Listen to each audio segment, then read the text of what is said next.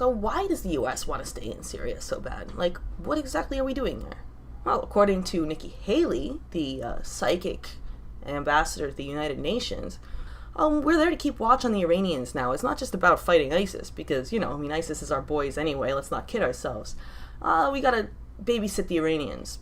Why do we have to babysit the Iranians? Well, they have all that oil, they dumped the dollar, which is an unforgivable sin. The last guy who dumped the dollar died by having a bayonet shoved up his ass. Literally. That is what they did to Muammar Gaddafi. And we're the good guys, right? Yeah, we anally rape people with bayonets. We're the good guys. Really. No wonder everybody hates us. They just won't say it because they don't want to have the same thing happen to them. But, Iran has dropped the dollar as a reserve currency, and so they cannot be permitted to live. Now, can they? Iran is minding its own business. Everybody in the U.S. Says that, they're the number one sponsor of terrorism. No, that's Saudi Arabia. That's our boys.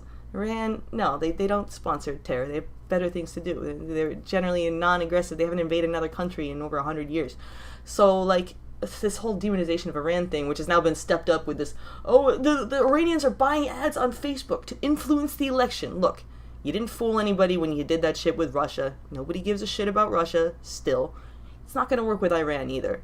Do you have any new tricks in that bag of yours? Or are we just going to be subject to increasingly threadbare renditions of the same old standards?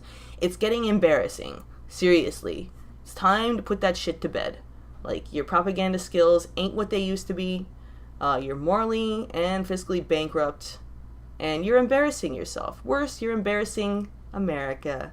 Those of us who, unfortunately, now have to deal with the consequences of your actions. America used to be a not so bad a place. I'm not going to say it was the best country in the world. However, its founding ideals were pretty admirable. And now none of them really apply. What? Freedom of speech? Freedom of assembly? Freedom of the press? What?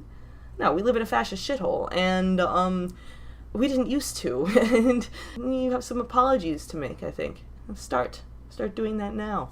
Stop blowing up other countries. We're not going to be at the top for much longer. I think give it maybe 5 years before the petrodollar is toast. So I would say sell your dollar holdings and get the fuck out of America, because this shit ain't long for this world.